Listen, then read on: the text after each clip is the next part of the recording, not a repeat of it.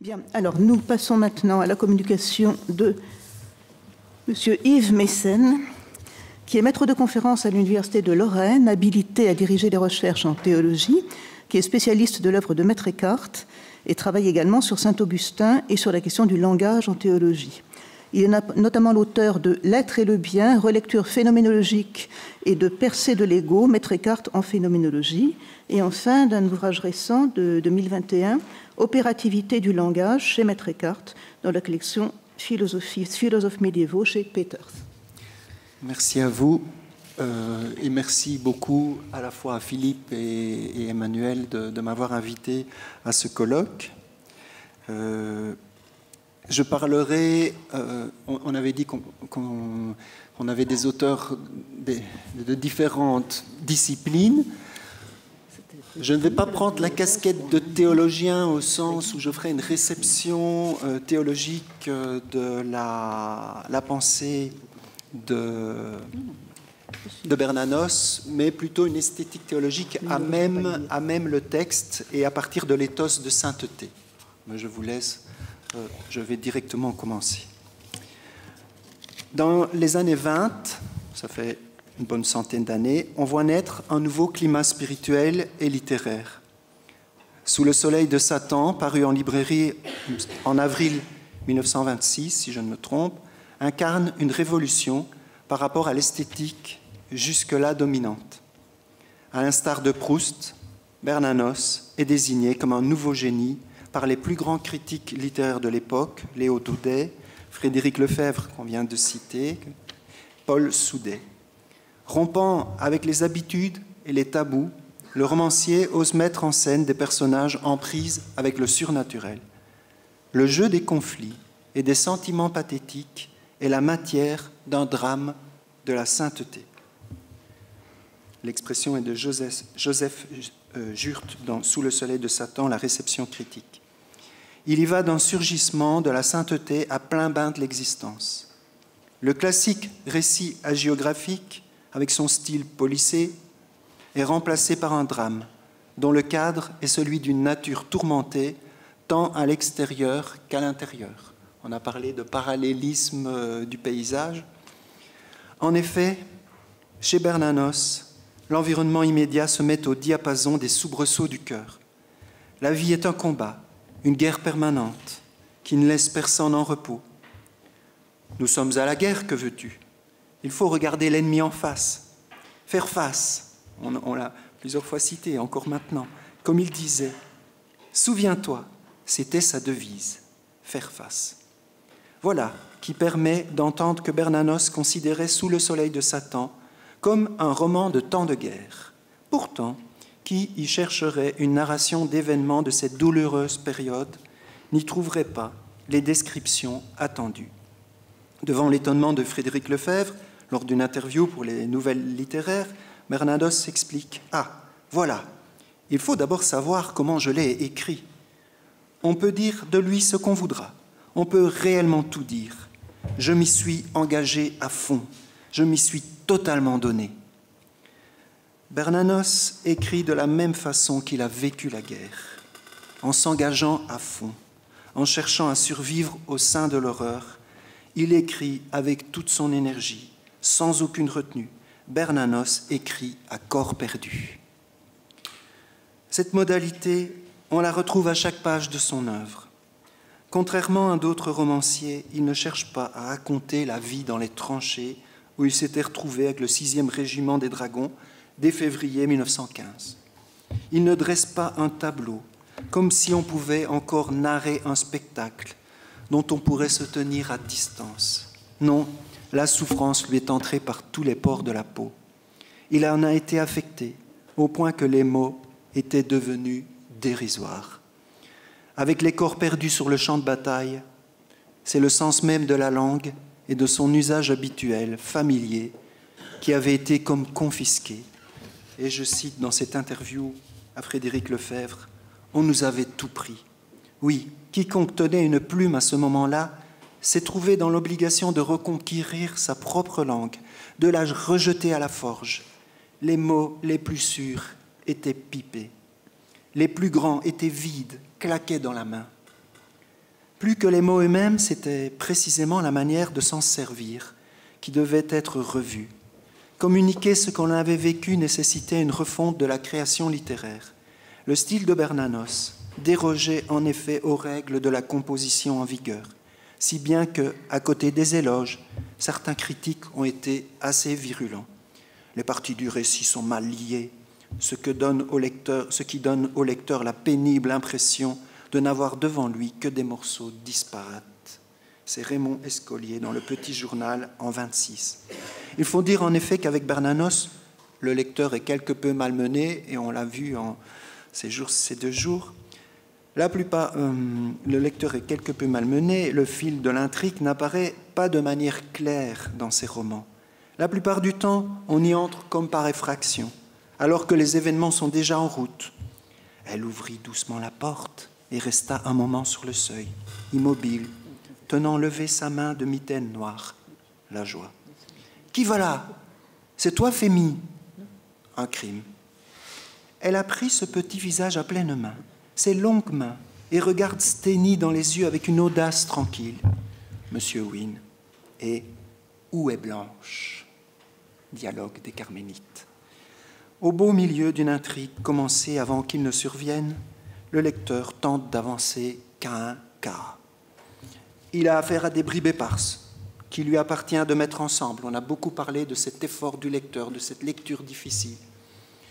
Et oui, on peut parler de structure discontinue. Mais est-ce pourtant mal composé ? N'en va-t-il pas précisément ainsi de la vie ? Lequel d'entre nous est entré dans la vie comme s'il avait la possibilité d'écrire ce qu'il voulait, en mettant tout bien à plat ? Qui y avance tranquillement en connaissance de cause, comme si tous les éléments s'emboîtaient parfaitement les uns aux autres sous son propre regard ? D'où, mon deuxième point, le langage de la souffrance. En dérogeant aux règles de composition classique, Bernanos arrive à faire goûter cette complexité dans laquelle certains faits viennent aisément à la lumière tout en étant accompagnés d'une ombre. Ce clair-obscur est le lieu où le vrai et le faux sont si entremêlés que le discernement n'est pas à portée humaine.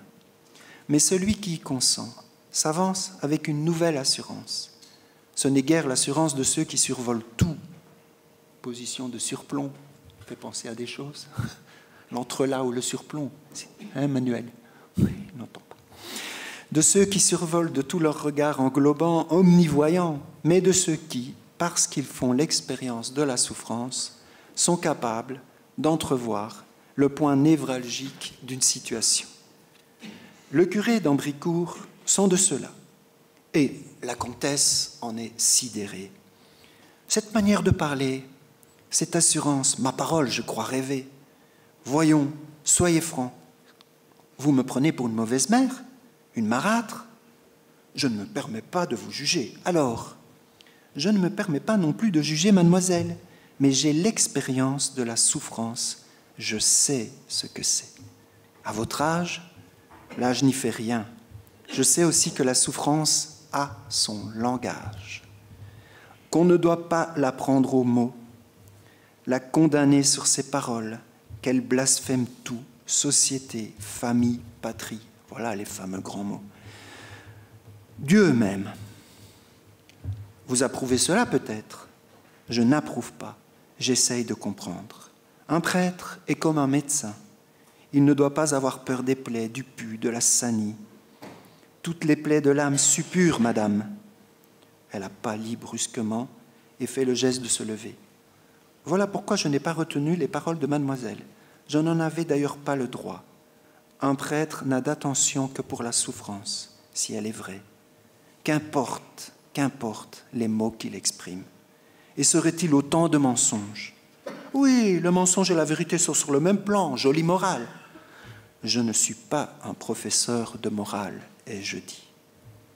Journal de campagne dans la Pléiade, page 1147-1148. À travers ces mots du curé de campagne, Bernados s'adresse indirectement à son lecteur.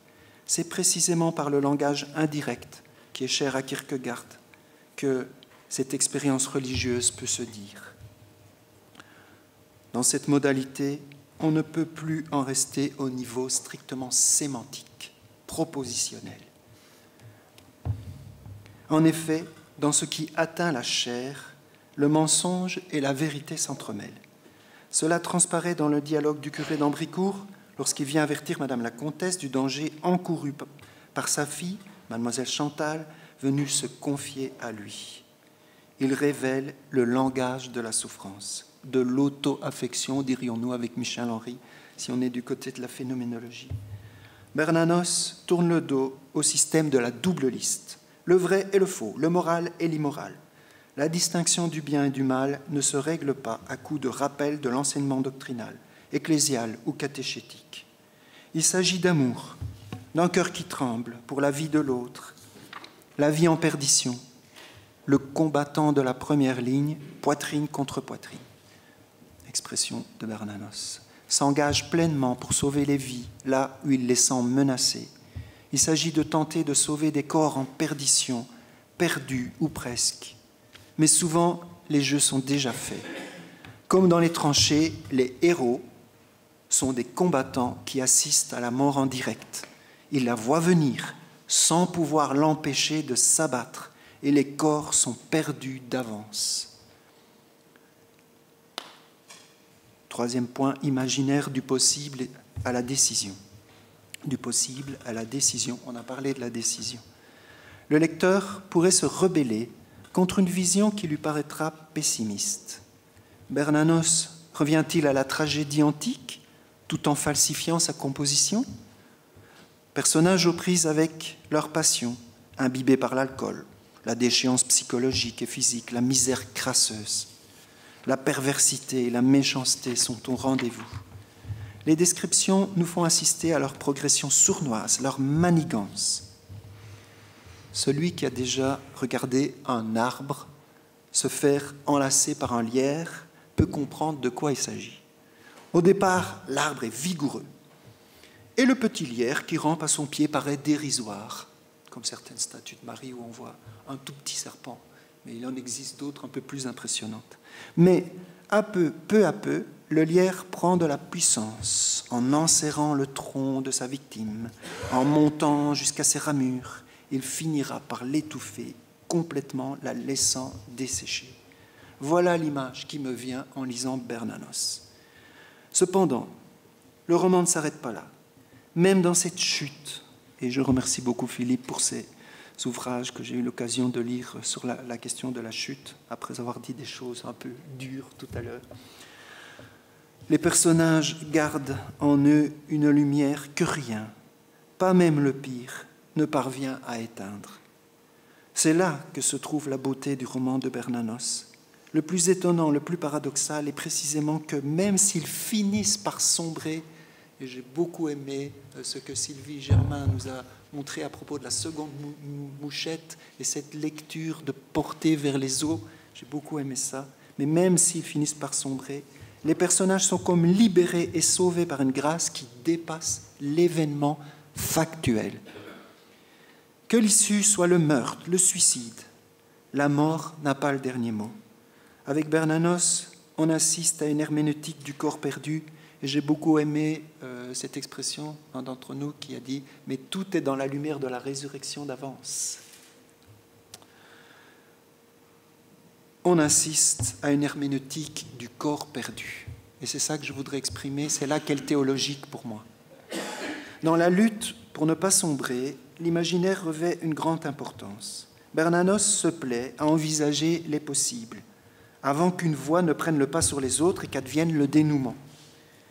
Ces possibles sont mis en scène à travers les dialogues entre les protagonistes. Dans Un mauvais rêve, ils apparaissent même comme des scénarios pour des livres à écrire. Par exemple, Souvenirs d'enfance, dans Un mauvais rêve. Ce sont des fictions entrelacées à la réalité. Les personnages y ressemblent à ceux de la fiction autobiographique, si ce n'est qu'ils sont eux-mêmes imaginés par l'auteur. L'issue des événements en cours est comme suspendue, et elle dépend des décisions ou de la décision que prendra finalement le protagoniste. Reproduira-t-il ses erreurs passées, comme dans une malédiction implacable, ou bien sera-t-il capable d'un sursaut pour assumer un nouveau destin? Tragédie ou drame? Le roman bernanosien ne se laisse pas ranger dans l'une de ces deux catégories. Il faudrait parler de drame tragique ou de tragédie dramatique, mais ce serait encore passer à côté de la spécificité de son écriture. Il y a quelque chose du récit apocalyptique. Vous savez que dans l'Apocalypse, l'espérance, elle passe à travers la catastrophe. Au sens où les personnages, dans l'exercice même de leur liberté, sont dépassés par des forces vertigineuses, sans proportion avec leur destinée particulière. Le cadre environnant n'est jamais vraiment familier, rassurant. Il prend d'emblée la forme de quelque chose d'inquiétant, d'étrange. On a cité l'étrangereté, la Unheimlichkeit, comme dirait le phénoménologue. Les personnages avancent dans un décor qui peut vaciller. C'est pourquoi, d'ailleurs, ils sont eux-mêmes vacillants, avançant en claudiquant, incertains quant à la route à suivre, prêts à tomber, ou plutôt incertains sur la manière de la suivre. Et c'est là que je vais faire intervenir un autre roman que celui de Sous le soleil de Satan, mais qui n'est pas un roman, justement, c'est Où est Blanche? En acceptant de rédiger les dialogues des Carmélites, pour adapter la nouvelle de Gertrude von Lefort, Bernanos persévère dans tout ce qu'il a toujours fait. Mais plus que dans ses romans, le fil de la décision entre la vie et la mort se fait, pour ainsi dire, plus tranchant, sans mauvais jeu de mots.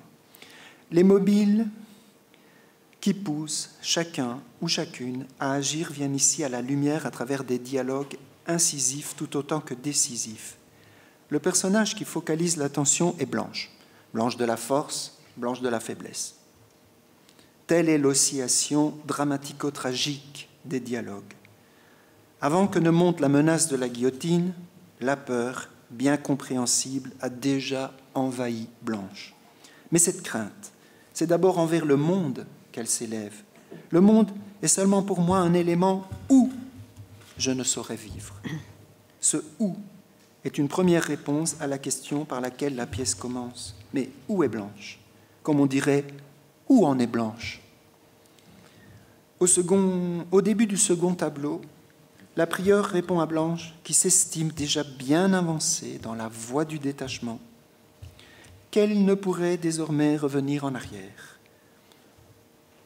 À quoi bon, pour une religieuse, être détachée de tout si elle n'est pas détachée de soi-même, répond la prieure.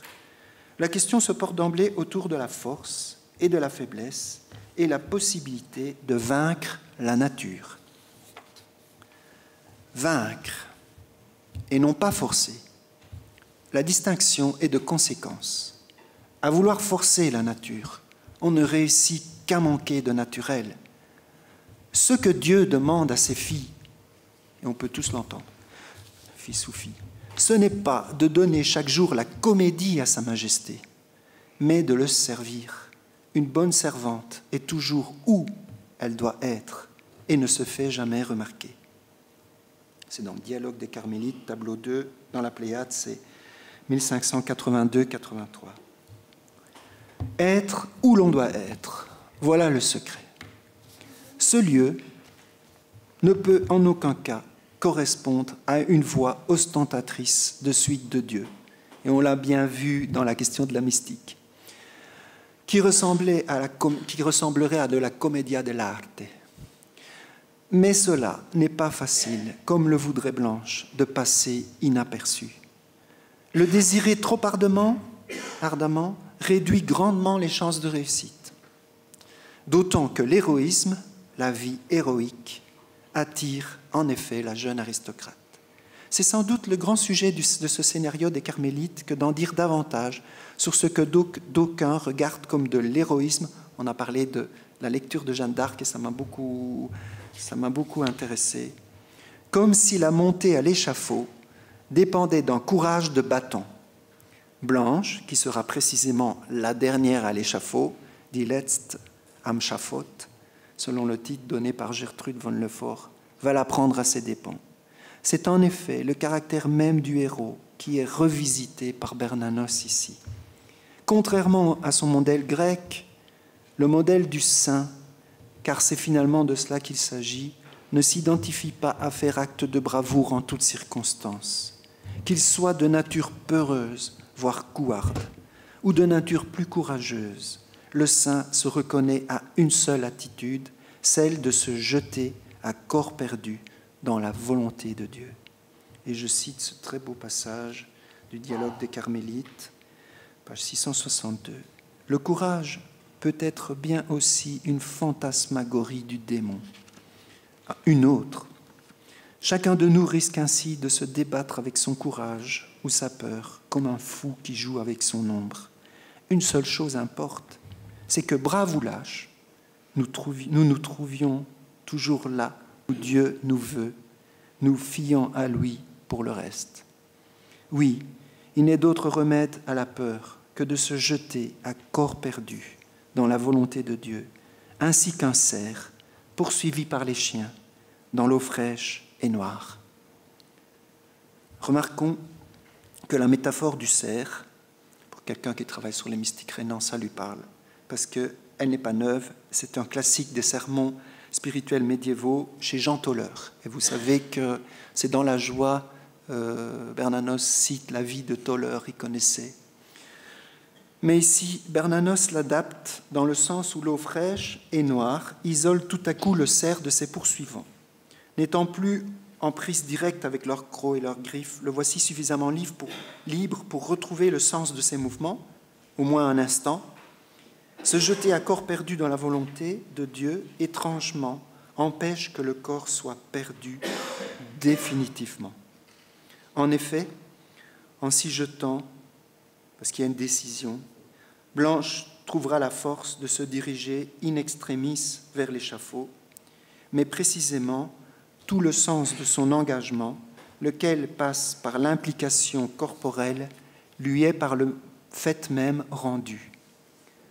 Et là, je vais faire un instant de phénoménologie, mais pour le dire avec la distinction Leib-Körper, qu'importe que ce corps passe à l'état de cadavre, Körper, si le corps vivant, le Leib, en vient à se plonger dans la vie dont il sourd sans cesse. Ce serait là que je situerais l'originalité de l'esthétique bernanosienne. Finalement, chez Bernanos, il en va d'une manière de raconter la sequela Christi, dont l'axiome est évangélique. Qui veut sauver sa vie la perdra, mais qui perdra sa vie à cause de moi et de l'Évangile la gardera. Marc 8, 35. Et j'en suis déjà à ma conclusion, donc pas trop long. À parcourir ainsi l'œuvre de Bernanos, peut-être serions-nous enclins à nous dire que ces romans ne nous concernent pas directement. Je m'explique. À côté des personnages torturés qu'il invoque, nos vies peuvent nous paraître, du moins en apparence, bien ordinaires. Parce que toutes les scènes qui nous sont présentées, nous ne sommes pas tous les jours, heureusement, en contact avec ce genre de scènes. Peut-être que certains le sont, mais voilà. Pourtant, qu'on ne s'y trompe pas, le romancier s'adresse à nous. Et s'il nous en fallait encore une preuve, on reconnaîtra que les péripéties n'en écartent pas moins la base continue dans laquelle elles se situent toutes, à savoir la vie dans sa finitude. Emmanuel a beaucoup travaillé sur cette question. À elle seule, de par le vieillissement et la mortalité qui lui sont inhérents, la vie est un apprentissage à corps perdu. Zum Tod sein. On peut évidemment penser à l'adage des philosophes anciens, tels les platoniciens ou les stoïciens, pour lesquels apprendre à vivre, c'est apprendre à mourir. Cependant, pour Bernanos, nul doute qu'il ne s'agisse pas d'un apprentissage à l'apatheia, l'impassibilité. Au contraire de l'impassibilité, il évoque sans cesse une fureur de vivre, d'où le pathos, la passion sont loin d'être absentes. Sur ce point, on se rappellera l'opposition quasi dialectique, et c'est le seul moment où je parlerai de deux curés, le curé de Luzarne, le curé de Lambre. tandis que le premier souhaiterait couler de vieux jours paisibles, de sorte à se rendre peu à peu la mort familière. Le second s'engage avec une empathie démesurée à l'égard de ses semblables, se donnant à corps perdu pour rafistoler les âmes, et celui qu'Antoine Saint-Marin retrouve mort dans le confessionnal est un cadavre vertical. Je cite ce passage. « Beau miracle, siffle-t-il entre ses dents, un peu rageur. Le brave prêtre est mort ici sans bruit d'une crise cardiaque. Tandis que les imbéciles trottent à sa recherche sur les chemins, il est là, bien tranquille, tel une sentinelle, tué d'une balle dans sa guérite à bout portant. » Et là, on voit la guerre qui revient. Dressé contre la paroi, les reins soutenus par l'étroit siège sur lequel il s'est renversé au dernier moment, arc-bouté de ses jambes roides contre la mince planchette de bois qui barre le seuil, le misérable corps du saint de Limbre garde, dans son immobilité grotesque, l'attitude d'un homme que la surprise met debout. Certains d'entre nous ont lu le je ne sais quoi ou le presque rien de Vladimir Jankélévitch. C'est le roi Mazepa, dont il dit « Il est vaincu-vainqueur, vaincu dans sa victoire, vainqueur dans sa défaite. Il tombe et se relève roi. » On a vraiment, en lisant ici ce passage, cette verticalité qui se dresse dans la mort et qui est sans doute symptomatique de l'ensemble de cette œuvre où se trouve vraiment l'espérance, mais à corps perdu.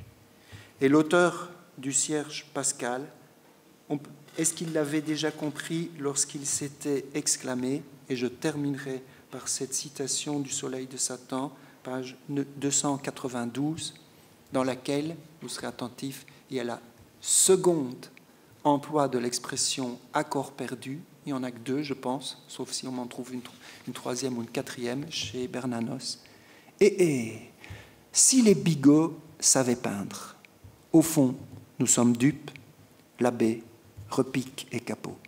Un gâcheur de plâtre, qui ne songe qu'à se remplir les tripes, montre plus de malice que moi. Jusqu'à la dernière minute, il peut espérer boire et manger son soul. Mais nous, on sort du collège avec des visions de poètes. On ne voit rien de plus désirable au monde qu'un beau flanc de marbre vivant. On se jette aux femmes à corps perdu. À 40 ans, on couche avec des duchesses. À 60, il faut se contenter d'aller riboter avec les filles. Et plus tard, 3 petits points. Plus tard, et tout est dans la fin, et plus tard, on porte envie à des hommes comme votre saint de Limbre, qui, eux, au moins, savent vieillir. Merci.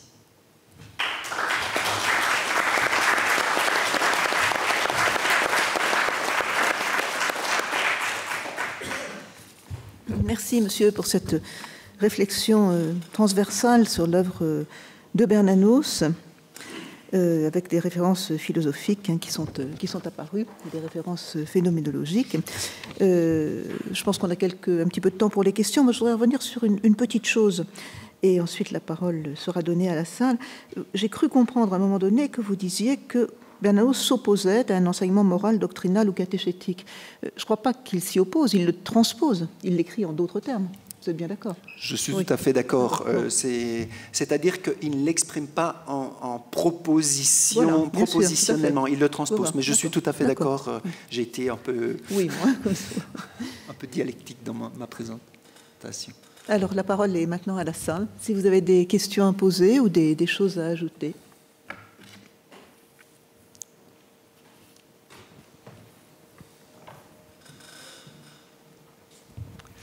Je vous remercie beaucoup d'avoir mentionné cette expérience sans doute indicible des tranchées, qui est peut-être le fond sur lequel il écrit. Je trouve que c'est vraiment quelque chose qui est à creuser, parce que c'est dans l'histoire du XXe siècle, un début qui finalement continue jusqu'à aujourd'hui et qui éprouve énormément l'espérance. On a vu toute cette littérature des tranchées et Bernanos a cette pudeur de ne pas entrer dans une description. Et je voudrais faire honneur à l'épitaphe qui est sur sa tombe, que je vois presque chaque jour. « Dites au doux royaume de la terre que je l'ai aimé plus que je n'ai osé le dire ». Et sans doute que cette audace de le dire, il était dû à cette souffrance que vous évoquiez. Oui.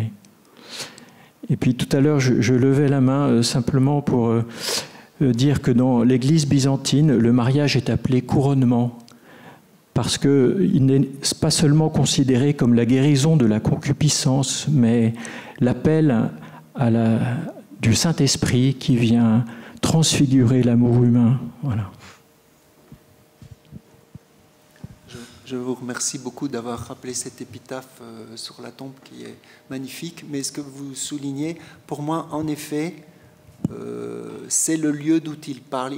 En fait, je pense qu'il n'est jamais revenu des tranchées. Je pense que toute sa vie, ça a été trop fort, confronté à cela. Et je ne sais pas s'il dormait bien, mais toute sa vie, tout était teinté par cette atmosphère de guerre.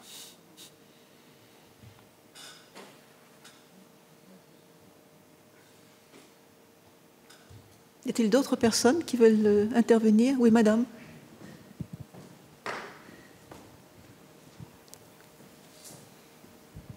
Je quitte Bernanos pour revenir sur la guerre.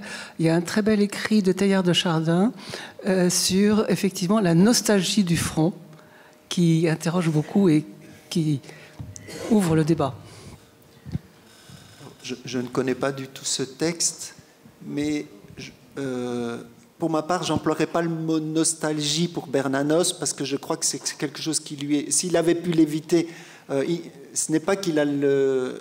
Je ne sais pas comment Teilhard de Chardin a parlé de ça, mais ce n'est pas le désir de se retrouver dans une caserne ou dans une tranchée, mais véritablement, c'est la découverte de l'horreur et du mal dans sa dimension contre laquelle on ne peut rien faire et qui, de toute façon, en quelque sorte, va gagner du terrain, et les corps sont perdus. Et ce qui m'intéressait, c'était de voir que l'écriture est à corps perdu de la même façon que les corps sont perdus. C'est qu'il y a vraiment un corps de l'écriture qui est une corporéité, et c'est là que ça se joue, et c'est là que j'ai embrayé donc l'écriture, le corps perdu dans l'éthos, et le théologique, parce que c'est le christique qui intervient dans cette articulation-là. Voilà.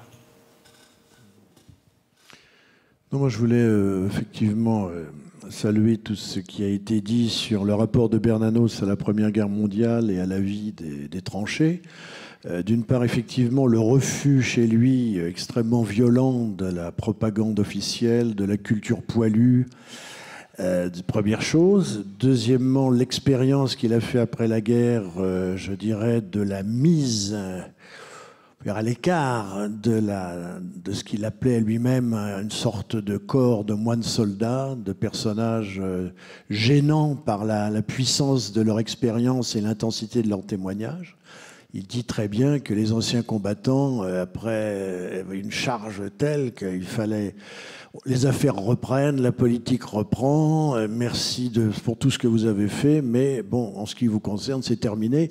Et ça, Bernanos l'a vécu avec une souffrance et une amertume d'une violence extrême. Et d'ailleurs, il faut voir que tous ceux qui se sont exprimés après-guerre sur le sujet, Junger, je crois aussi bien Drieux-La Rochelle, Élifort, Genevoix, on ne va pas commencer à faire la liste, écrivent, c'est la phrase de, comment s'appelait ce célèbre, j'ai plus son nom en tête, qui a écrit un célèbre manuel d'histoire pour les lycées, là, j'ai plus son nom en tête, mais un jour il a dit à quelqu'un, mais vous êtes effectivement, vous avez passé la guerre, mais nous on est resté du côté de la mort. Et je pense que Bernanos est resté du côté de la mort au point qu'elle ne cesse de hanter véritablement comme une sorte d'horizon quasi indépassable tout ce qu'il a publié après, pas seulement la fiction, mais surtout la non-fiction, les essais, les articles de presse, et ça encore jusqu'à l'époque brésilienne, où il raconte effectivement des souvenirs de personnages croisés sur les routes pendant le... Et d'une certaine façon, moi, dans le livre que j'ai publié sur la biographie que j'ai publiée de Bernanos, j'ai appelé un des chapitres « Écrire un roman après Verdun », qui était un écho à la phrase d'Adorno, écrire de la poésie après Auschwitz, c'est une barbarie. Alors, je fais une transposition qui vaut ce qu'elle vaut, mais je dis qu'écrire un roman après Verdun, c'est une absurdité, puisque Verdun, je ne veux pas dire rend impossible la littérature, mais Verdun rend impossible la littérature telle qu'elle était pratiquée jusque-là. Il faut donc inventer le roman ou l'écriture post-Verdun. Et je crois, pour une fois, ce serait peut-être le cas, qu'il y a une sorte de parallèle à faire entre Bernanos et les surréalistes. Les surréalistes avec l'écriture automatique, avec des pratiques d'écriture totalement qui refondent la nature du sujet écrivant vers autre chose, et puis Bernanos qui remet à la forge les mots les plus importants. Je crois qu'il y a véritablement une tentative de refondre complètement l'expression écrite après le traumatisme de la guerre. Et ça, de toute façon, ça ne l'a pas quitté. Merci. Merci d'avoir explicité ce point. Et je voudrais dire aussi que s'il ne raconte pas la guerre dans ses récits, il y a beaucoup de boue. Beaucoup de boue. À beaucoup de lieux, vous pouvez trouver cette question de la boue et des bruits de bottes, parfois de la cavalerie. Il y a des résonances de l'expérience vécue, ou les chemins boueux, où on glisse, etc. C'est omniprésent. Et puis après, je me tais. Il y a aussi l'expérience de l'enterré vivant. Jean-Loup Bernanos dit que alors ça dépend comment les versions qu'on a de l'événement, celle de Bernanos et celle de son fils qui s'appuie sur des propos de son père. Bon, c'est que Bernanos, pendant des combats un jour, a été enterré vivant. C'est-à-dire s'est retrouvé submergé par l'explosion d'une bombe, submergé par la boue, la terre, donc s'est retrouvé sous terre, collé à un compagnon de combat mort ou quasiment. Mais Jean-Loup Bernanos dit que de là datent les crises d'angoisse épouvantables qu'il a connues. L'angoisse, elle était là avant. Je vous dis tout de suite, lisez la correspondance, les lettres d'adolescence, mais voilà, et là, ça nourrit, je dirais, une matière noire romanesque qui peut se trouver même en dehors des récits de guerre. Voilà.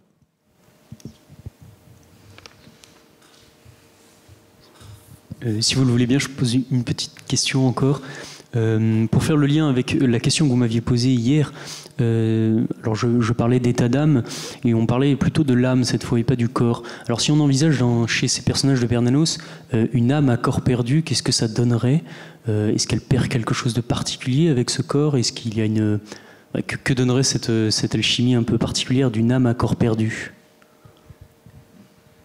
Je reviendrai sur l'expression que j'ai utilisée hier, qui est chez Aristote, les pathématates psyches, donc c'est les passions de l'âme ou les affections, mais elles sont liées à la corporéité. Je veux dire on n'est pas dans un dualisme platonicien, en tout cas chez Bernanos, ça c'est, il me semble, à ce niveau-là. Donc mais c'est à même l'affect du corps que l'âme est transie, qu'elle a ces états d'âme. Donc, c'est encore âme, c'est encore animé, dans le sens, voilà, c'est... Merci. Bien.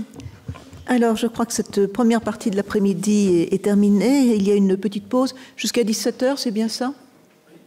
Voilà, donc il y a une petite pause jusqu'à 17h. Il y a un goûter, très bien, voilà. Très bien. Les corps ne sont pas complètement perdus, on ne les oublie pas totalement. Et bon, voilà.